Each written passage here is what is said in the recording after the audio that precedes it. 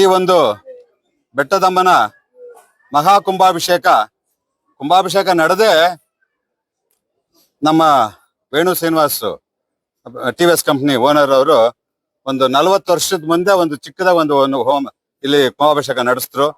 ಅನಂತರ ಇಲ್ಲಿ ಇವಾಗ ದೇವಸ್ಥಾನ ಮತ್ತು ಇಲ್ಲಿ ಪ್ರಕಾರಗಳೆಲ್ಲ ಸ್ವಲ್ಪ ಮರಾಮತ್ ಕೆಲಸಗಳೆಲ್ಲ ಮಾಡಿ ಇವತ್ತಿನ ದಿವಸ ಮಹಾಕುಂಭಾಭಿಷೇಕ ವಿಜೃಂಭಣೆಯಿಂದ ನಡೀತಾ ಇದೆ. ಈ ಒಂದು ಕಾರ್ಯಕ್ರಮಕ್ಕ ಮುಖ್ಯ ಅತಿಥಿಗಳಾಗಿ ವೇಣು ಶ್ರೀನಿವಾಸ್ ಬರ್ತಾ ಹೋದ್ರು ನಮ್ಮ ನ್ಯೂ ಬಾಲ್ಡಿವಿನ್ ಸ್ಕೂಲ್ ಮಾಲೀಕರಾಗಿರ್ತಕ್ಕಂಥ ವೇಣುಗೋಪಾಲ್ ಸ್ವಾಮಿಗಳು ಬಂದಿದ್ದಾರೆ.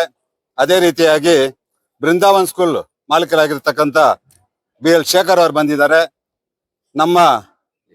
ನಮಗ ಇಲ್ಲಿ ರಾಜಕೀಯ ನಾಯಕರಾಗಿರ್ತಕ್ಕಂಥ JP ಅನ್ನತಕ್ಕಂಥ ಜಯಪ್ರಕಾಶ್ ಅವರು ಬಂದಿದ್ದಾರೆ.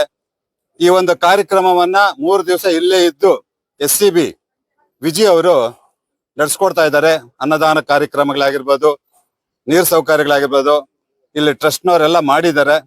ಇದನ್ನೆಲ್ಲ ಉಪಯೋಗ ಮಾಡಿಕೊಂಡು ತಾಯಿ ಅನುಗ್ರಹವನ್ನ ಎಲ್ಲಾರು ಪಡ್ಕೊಬೇಕಂತೇಳಿ ಬೇಡ್ಕೊಂತ ಇದ್ವಿ. ಜೈ ಮಾತೃಶ್ರೀ ಬೆಟ್ಟದ ಮಾತಾಯಿ.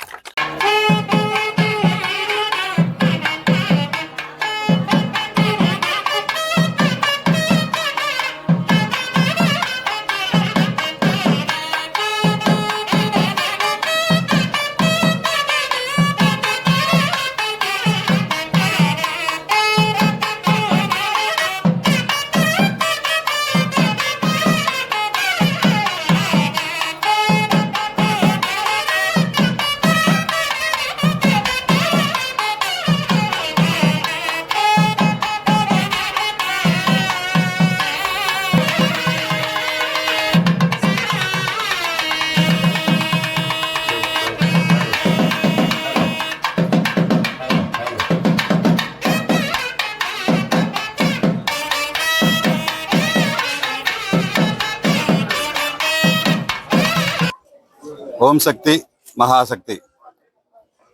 ಅಮ್ಮ ಬೆಟ್ಟದಮ್ಮನ ಬೆಟ್ಟದ ಮೇಲೆ ಕುಳಿತಿರ್ತಕ್ಕಂಥ ಮಾತೃಶ್ರೀ ಬೆಟ್ಟದಮ್ಮ ದೇವಿ ಸುತ್ತು 25 ಗ್ರಾಮಗಳಕ ರಾಣಿ ತರ ಬೆಟ್ಟದ ಅರಸಿ ಅಂತೇಳಿ ನಾವೆಲ್ಲ ಕರೆಯೋದಿಲ್ಲ, ಬೆಟ್ಟದ ಅರಸಿ ಅಂತೇಳಿ.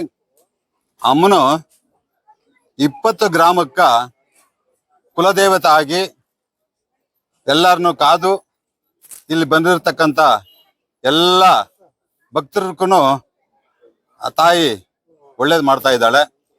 ಇಲ್ಲಿ ಏನೇ ನಡೀಲಿ, ಈ ಸುತ್ತು 20 ಗ್ರಾಮದ ಭಕ್ತರು ಅಮ್ಮನ್ಕ ಫಸ್ಟ್ ಪೂಜೆ ಸಲ್ಲಿಸಿ ಮನೇಲಿರೋ ಒಂದು ಹೆಣ್ಮಗನ ಬೇರೆ ಮನೆ ಕೊಡ್ಬೇಕಾದ್ರೂ ಕೂಡ ಅಮ್ಮನ ಅನುಮತಿ ಪಡೆದು, ಅಂದ್ರೆ ಬಲ್ಕಡೆ ಹೂವು ಕೊಟ್ಮೇಲೆ ಆ ಹೆಣ್ಮಕ್ಳನ್ನ ಬೇರೆ ಊರ್ ಕೂಡ ಕೊಡುವಂಥದ್ದು ಪದ್ಧತಿಗಳಿದೆ.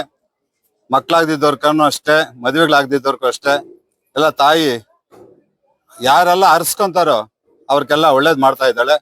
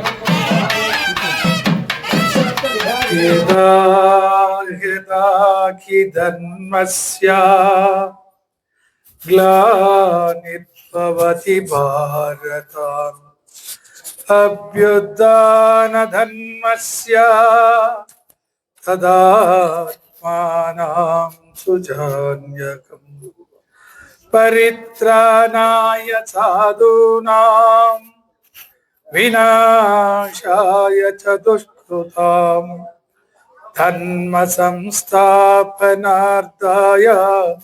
संभवामि युगे युगे संभवामि युगे युगे।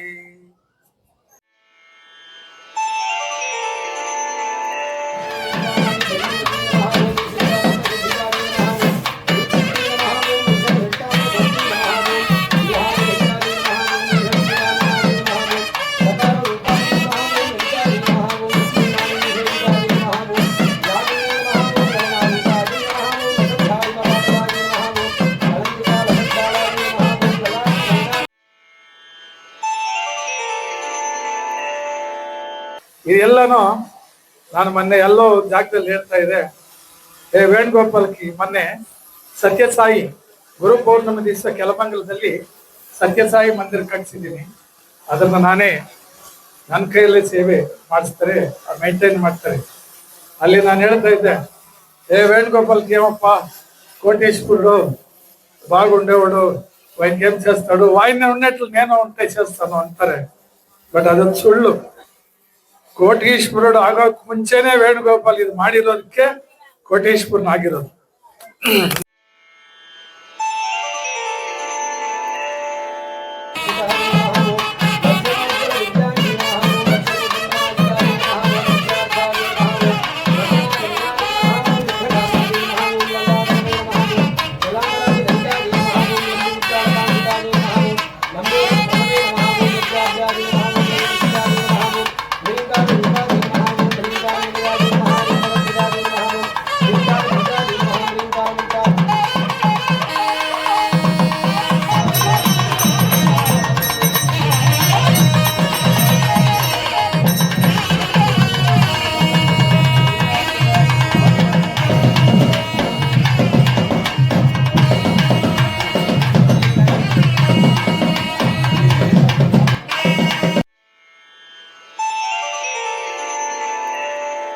ಕರೆಕ್ಟಾಗಿ 5:15 ಬಂದೆ. 5:15 ಅಮ್ಮನ ಇಲ್ಲಿ ಮಹಾಮಂಗಳಾರತಿ ನೋಡಿದೆ, ಅಲ್ಲಿ ನೋಡಿದೆ.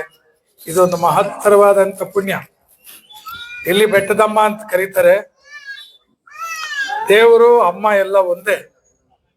ಯಾರೋ ಫಸ್ಟ್ ಇಲ್ಲಿ ನೋಡಿರ್ತಾರೆ ಅಮ್ಮನ್ನ, ಬೆಟ್ಟದ ಮೇಲೆ ಇದೆ ಅಂತ ಬೆಟ್ಟದಮ್ಮ ಅಂತ ಹೆಸರಿಟ್ಟಿರ್ತಾರೆ.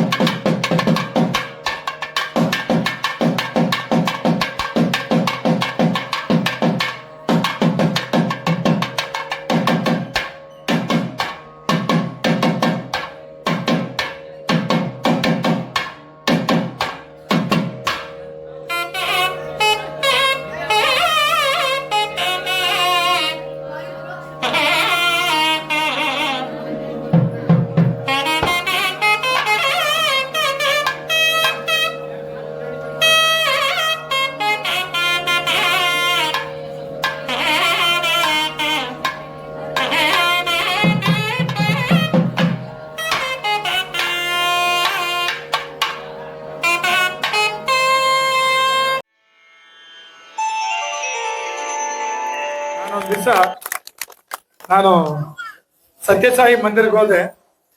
ಅಲ್ಲಿ ಬೆಂಚ್ ಕಾರಲ್ಲಿ ನಾನು ಇಳಿದೆ.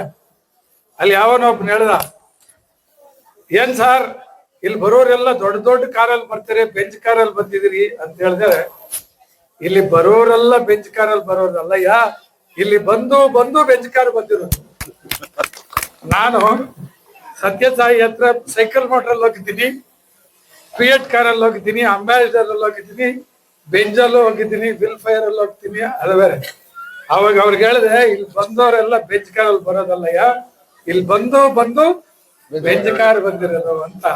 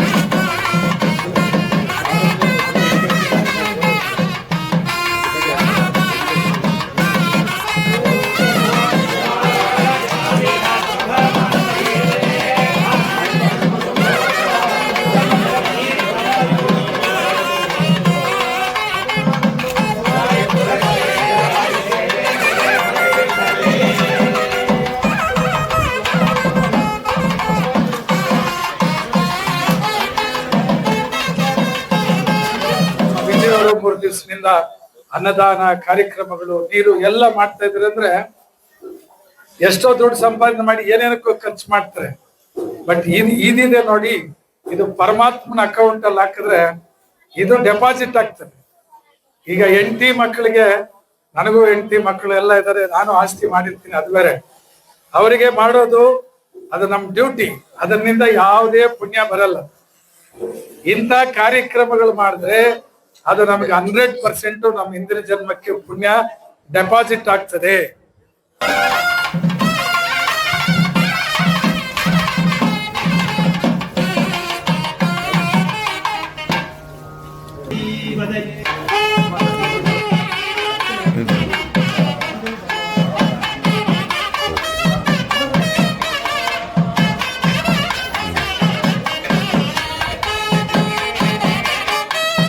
ಈಗ ನಮ್ಮ ಕೈವಾರ ತಾತಯ್ಯನವ್ರು ಹೇಳ್ತಾರೆ, ಪೂರ್ವಮುಚೇಯನಿ ಪುಣ್ಯ ಫಲಂಬಲೋ, ಪೂರ್ವಮುಚೇಯನಿ ಪುಣ್ಯ ಫಲಂಬಲೋ, ರಮ್ಮನಿ ಕೋರಿಕೆ ವಚ್ಚುನ. ವೇಣುಗೋಪಾಲು ದೊಡ್ಡ ಕೋಟೀಶ್ವರ ಆಗಿದ್ದಾರೆ, TVS ಫ್ಯಾಕ್ಟ್ರಿ ಅವರು ಅಷ್ಟಿದ್ದಾರೆ, ಇಷ್ಟಿದ್ದಾರೆ, ಚೀನಪ್ಪ ಹಂಗಿದ್ದಾರೆ, ವಿಜಯನ್ ಭಾಗವಹಿಸಿಕೊಂಡಾಡು.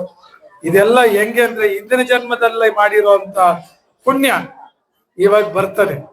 ಸೊ ನಾವ್ ಮಾಡಿಲ್ಲ, ನಾವೇನ್ ಮಾಡೋದನ್ನೆಲ್ಲ ಅಟ್ಲೀಸ್ಟ್ ಈ ಜನ್ಮದಲ್ಲೂ ಸ್ವಲ್ಪ ಮಾಡಿದ್ರೆ ಪುಣ್ಯ ಅನ್ನೋದು ಒಂದೇ ಸಲ ಕೋಟಿ ಕೊಡೋದಲ್ಲ. ಕೋಟಿ ಕೊಟ್ರೇನೆ ಅಲ್ಲ, 10 ರೂಪಾಯಿ ಕೊಟ್ರೆ, 100 ರೂಪಾಯಿ ಕೊಟ್ರೆ. ಮನೆ ಯಾವ್ದೋ ಒಂದು ದೇವಸ್ಥಾನ ಕುಂಭಾಭಿಷೇಕ ಹೋದೆ, ಅಲ್ಲಿ ಗೋಪುರ ಮಾಡಿದ್ದೆ ಕುಂಭಾಭಿಷೇಕ. ಅಲ್ಲಿ ಮಾತಾಡಕ್ ಹೋದಾಗ ಏನಯ್ಯ ಪರಿಸ್ಥಿತಿ ಅಂದ್ರೆ, ಈ ಟೆಂಟ್ ಕೂಡ ಕಾಸಿಲ್ಲ ಇವಾಗ, ಈ ಟೆಂಟ್ ಸಮೇತವಾಗಿ ಇವಾಗ ಕಾಸಿಲ್ಲ ಸರ್, ಎಲ್ಲ ಮುಗಿದೋಗಿದೆ ಅಂತ ಹೇಳಿದ್ರು. ನಾನು ಕುಂಭಾಭಿಷೇಕ ಆದ್ಮೇಲೆ ನಾನು ಸ್ಪೀಚ್ ಮಾಡಿದ್ರೆ, ಶಿಡ್ಲಘಟ್ಟದಲ್ಲಿ ಆಂಜನೇಯ ಸ್ವಾಮಿ ದೇವಸ್ಥಾನ ಅಂತ 9 ಲಕ್ಷ ರೂಪಾಯಿ ಕಲೆಕ್ಷನ್ ಆಯ್ತು. ಯಾಕೆ ಅಂದ್ರೆ ಪ್ರತಿಯೊಬ್ಬರಿಗೂ ಹೇಳಿದ್ದೀನಿ, ವೇಣುಗೋಪಾಲ್ ಗೋಪುರ ಮಾಡಿದ್ರೆ ಪುಣ್ಯ ವೇಣುಗೋಪಾಲ್ ಬರ್ತದೆ. ಇನ್ನೂ ಏನಾದ್ರು ಹಿಡ್ಕೊಂಡ್ ಬರ್ತಾರೆ, ನಮ್ಮೂರವರೆಲ್ಲ ಬರ್ತಾರೆ, ಅಲ್ಲಿ ಇಲ್ಲಿ ಹಿಡ್ಕೊಂಡು వచ్చి అన్నాను నేను చేస్తే నాకు వస్తుంది, నీకేం వస్తుంది అంతా నాకే చేసిస్తే మీకేం వస్తుంది, మీరు ఏమన్నా చేయండి ಅಂದ್ರೆ ಅಲ್ಲಿ ಸಾವಿರಾರು ಜನ ಸೇರಿದ್ರು. ಅಲ್ಲಿ ನಾನು ಹೇಳಿದೆ, ಇಲ್ಲಿ ಬಂದಿದ್ದೀರಿ, ಆಂಜನೇಯನಿಗೆ ನಮಸ್ಕಾರ ಹಾಕಿದ್ರಿ, ಪ್ರಸಾದ ತಿಂದಿದ್ರಿ, ಆರಾಮಾಗಿ 500 ತಟ್ಟೆ ಬಂದಾಗ ನೋಡ್ತೀನಿ ಚಿಲ್ರಿಂದ ಸೌಂಡ್ ಬರ್ಬೇಕು. ಯಾರು 100 ರೂಪಾಯಿ ಹಾಕಕ್ಕೆ ಇಷ್ಟನೇ ಇರಲ್ಲ, ಚಿಲ್ಲರೆ ಹುಡುಕ್ತಾನೆ ಇರ್ತಾರೆ. ಅಕಸ್ಮಾತ್ ಸಿಕ್ಕಿಲ್ಲ ಅಂದ್ರೆ ಹಂಗೆ ನಮಸ್ಕಾರ ಮಾಡ್ತಾರೆ, ಬಿಟ್ರೆ 100 ಹಾಕಲ್ಲ.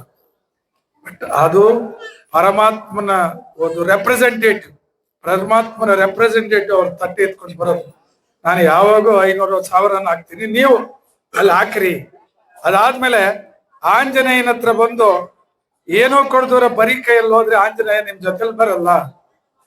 ಈಗ ಬೆಟ್ಟದಮ್ಮನ ಹತ್ರ ಬಂದಿದೀವಿ, ಬೆಟ್ಟದಮ್ಮನಿಗೆ ನಾವು ಏನೋ ಮಾಡ್ತೀರಾ ಹೋದ್ರೆ ತಿನ್ಬಿಟ್ಟು ಬೆಟ್ಟದಮ್ಮ ನಮ್ ಜೊತೆಲಿ 100% ಬರ್ತಾರಂತೆ ಗ್ಯಾರಂಟಿ ಇಲ್ಲ. ಆ ಅಮ್ಮ ನಮ್ ಜೊತೆಲಿ ಬರ್ಬೇಕು ಅಂದ್ರೆ ಆ ಉಂಡಿಯಲ್ಲಿ 100 ರೂಪಾಯೋ 1000 ರೂಪಾಯೋ 500 ರೂಪಾಯೋ ಏನೋ ಒಂದು ಮಾಡಿದ್ರೆ ಅಮ್ಮ ನಮ್ಮ ಜೊತೆಲಿ ಖಂಡಿತವಾಗ ಬರ್ತಾರೆ. ನನಗೇನೋ ಒಂದು ಮಾಡಿದರೆ ನಾವು ಮಾಡ್ತೀವಿ ಅಂತ. ನಾವೆಷ್ಟು ಮಾಡಿದ್ರೆ ಅಷ್ಟಕ್ಕೆ 100 ಕೊಡ್ತಾರೆ.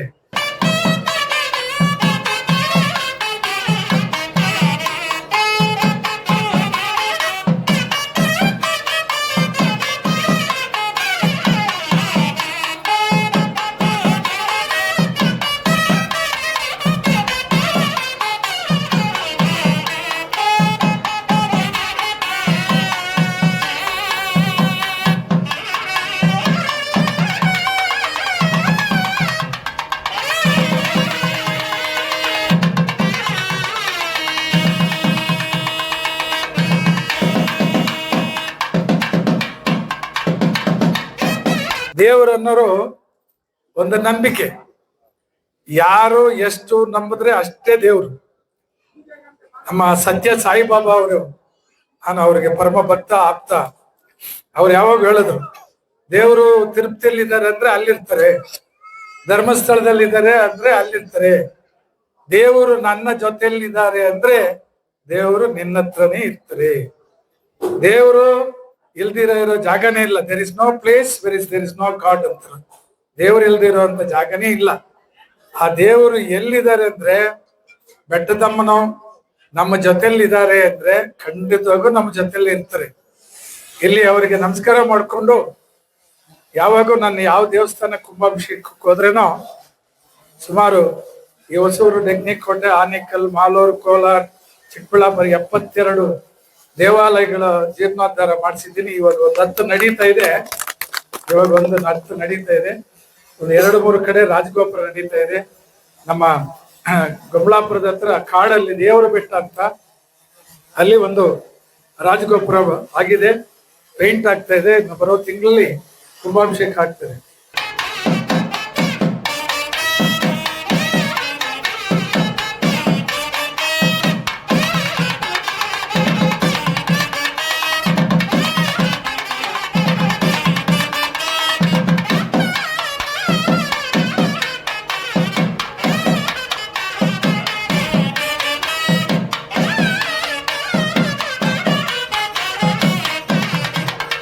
ಇನ್ನೊಂದ್ ಜಾಗದಲ್ಲಿ ಹೋದ್ರೆ ಪಾರ್ವತಿ ಅಂತಾರೆ, ಮೈಸೂರಿಗೆ ಹೋದ್ರೆ ಚಾಮುಂಡಿ ಅಂತ ಹೇಳ್ತಾರೆ. ಎಲ್ಲಾ ಜಾಗಕ್ಕೆ ಹೋದ್ರೇನು ಅಮ್ಮ ಅಖಿಲಾಂಡ ಕೋಟಿ ಬ್ರಹ್ಮಾಂಡ ನಾಯಕಿ ಯಾರು ಅಂದ್ರೆ ಒಬ್ಬರೇ, ಅದು ಅಮ್ಮನೇ. ಒಂದೊಂದ್ ಜಾಗದಲ್ಲಿ ಒಂಥರ ಕರೀತಾರೆ. ಈಗ ನಮ್ಮ ತಾಯಿ ಇದ್ದಾರೆ, ನಮ್ಮ ತಂದೆಗೆ ಅವರು ಶ್ರೀಮತಿ, ನಮ್ಮ ತಂದೆ ಒಂಥರ ಕರೀತಾ ಇದ್ರು. ನನಗೆ ತಾಯಿ ಅಮ್ಮ ಅಂತೀನಿ. ನನ್ನ ಭಾವ ಒಬ್ಬರು ಬರ್ತಾನೆ ಅತ್ತೆ ಅಂತಾರೆ. ಇನ್ನೊಬ್ರು ನಮ್ಮೂರಿಗೆಲ್ಲ ನಮ್ಮ ತಾಯಿ ಗೌಡ್ಸನಮ್ಮ ಅಂತಾರೆ, ಗೌಡ್ರು ಹೆಂಡತಿ ಅಂತಾರೆ. ಆ ರೀತಿಯಲ್ಲಿ ನಮ್ಮ ತಾಯಿ ಒಬ್ಬರೇ ಆದ್ರೂ ರಕರಕದಲ್ಲಿ ಎಲ್ಲರಿಗೂ ಒಬ್ಬೊಬ್ಬರಿಗೆ ಒಂದೊಂದು ರೀತಿಯಲ್ಲಿ ಒಂದೊಂದು ಜಾಗದಲ್ಲಿ ಕಾಣಿಸ್ತಾರೆ. ಈ ಬೆಟ್ಟದ ಮೇಲೆ ಇರೋದ್ರಿಂದ ಅಮ್ಮ ಬೆಟ್ಟದಮ್ಮ ಬಹಳ ಬಹಳ ಬಹಳ ಪಾಸಿಟಿವ್ ಇದೆ ಇಲ್ಲಿ. ನನಗೆ ಇವರೆಲ್ಲ ಹೇಳ್ತಾ ಇದ್ರು. ನಾನು ಆಲ್ಮೋಸ್ಟ್ 2 hours ನಾನು ಇಲ್ಲಿ ಇದ್ದೆ. ವಾರಕ್ಕೆ 15 ದಿವಸಕ್ಕೆ ಒಂದ್ ದಿವಸ ಬಂದು ಇಲ್ಲಿ ಒಂದು 1/2 hour 1 hour ಕೂತು ಜಪ ಮಾಡಿಸ್ಬೇಕು, ಜಪ ಮಾಡ್ಕೊಂಡು ಹೋಗ್ಬೇಕು ಅನ್ನೋದು ನನಗಂತದೆ.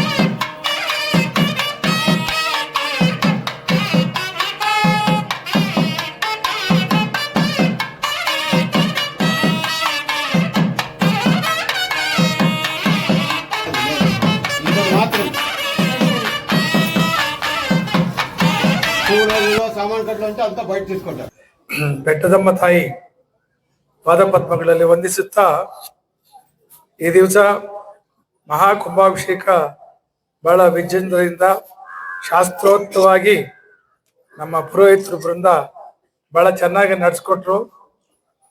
ಎಷ್ಟೋ ವರ್ಷಗಳಿಂದ ಇಲ್ಲಿ ಬರಬೇಕು ಅಂತಿದ್ದೆ, ಕರಿತಾ ಇದ್ರು ಆವಾಗ. ಆದ್ರೆ ಇವತ್ತು ನನ್ನನ್ನ ಅಮ್ಮನ ಕರ್ಸ್ಕೊಂಡಿರೋದು. ಯಾವಾಗ ಇವ್ರು ಕರಿತಾ ಇದ್ರು, ಈ ಸಲ ನನ್ನ ಅಮ್ಮನೇ ಕರ್ಸ್ಕೊಂಡಿದ್ದಾರೆ. ಸೊ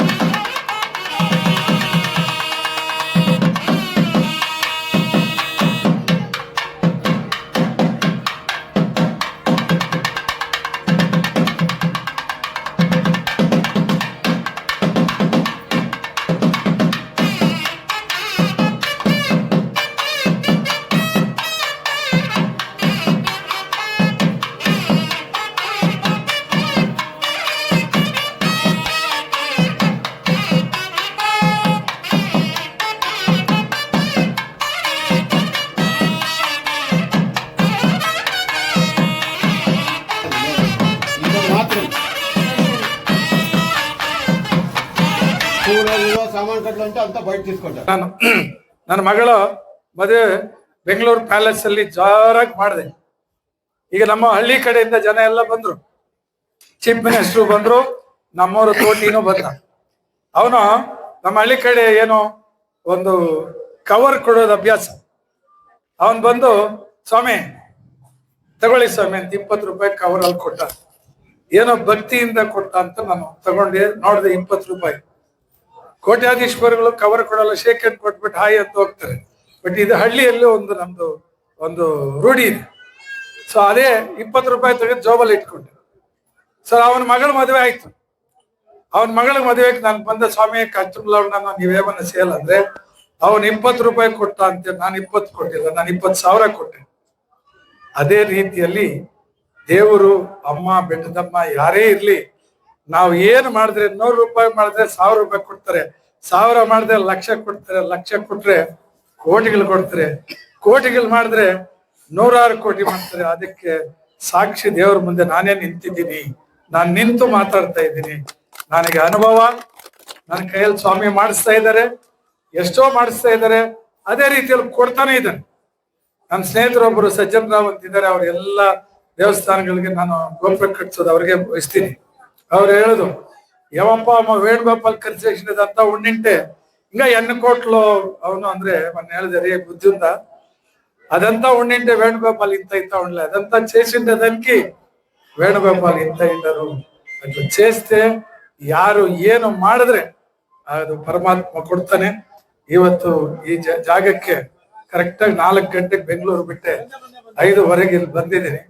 ಇಲ್ಲಿ ಬರೋದು ಅವ್ರು 5:15 ಬರಕ್ ಕೇಳಿದ್ರೆ 1 ನಿಮಿಷನೂ ಲೇಟ್ ಇಲ್ಲ. ನಾನು 5:15 ಬಂದೆ, ಪೂರ್ಣ ಆಯ್ತು, ನೋಡ್ದೆ. ವೇದೋಕ್ತವಾಗಿ ಬಹಳ ಚೆನ್ನಾಗಿ ಮಾಡ್ತಾ ಇದ್ರು. ಯಾಕಂದ್ರೆ ನನಗೆ ಬಹಳ ಅನುಭವ ಇದೆ, ನೋಡ್ತಾ ಇರ್ತೀನಿ. ದೇವರು ಅಭಿಷೇಕ, ಅಲಂಕಾರ, ಷೋಡಶೋಪಚಾರ ಪೂಜೆಗಳೆಲ್ಲ ನೋಡಿದ್ರು. ಇವತ್ತು ನನ್ನ ಜನ್ಮದಲ್ಲಿ ಈಗ 65 ವರ್ಷ. ನನಗೆ 65 ವರ್ಷದಲ್ಲಿ ಎಷ್ಟೋ ದಿನಗಳು ಕಳೆದಿರ್ತೀನಿ. ಆದ್ರೆ ಇವತ್ತು ಒಂದು ಮಹತ್ತರವಾದಂತ ಪರ್ವದಿನ, ಪುಣ್ಯ ದಿನ. ಇಲ್ಲಿ ನನಗೆ ನಿಮ್ಮನ್ನ ಕರೆಸಿದ್ದಕ್ಕೆ ನಿಮ್ಮೆಲ್ಲರಿಗೂ ಧನ್ಯವಾದ ಹೇಳಿ, ಯಾರ್ಯಾರು ಎಷ್ಟೆಷ್ಟು ಮಾಡಿದ್ರೆ ಅಮ್ಮನಿಗೆ ಆ ಅಮ್ಮ ಅಷ್ಟೆಷ್ಟು ಖಂಡಿತವಾಗಿ ಕೊಡ್ತಾರೆ. ಅದು 100% ಎಲ್ಲರಿಗೂ, ಗ್ರಾಮಸ್ಥರಿಗೂ, ನಮ್ಮ ಬೃಂದಾವನ ಶಾಲೆ ಮಾಲೀಕರು ಬಂದ್ರೆ ಅವ್ರಿಗೆಲ್ಲರಿಗೂ ಭಗವಂತ ಬೆಟ್ಟದಮ್ಮ ಎಲ್ಲರ ಕುಟುಂಬಗಳಿಗೂ ಒಳ್ಳೆ ಆಯುಷ್, ಆರೋಗ್ಯ, ಐಶ್ವರ್ಯವನ್ನು ಕೊಡ್ಲಿ ಅಂತೇಳಿ ಬೇಡ್ಕೊಡ್ತಾ ಇದ್ದೀನಿ. ಜೈ ಶ್ರೀರಾಮ್.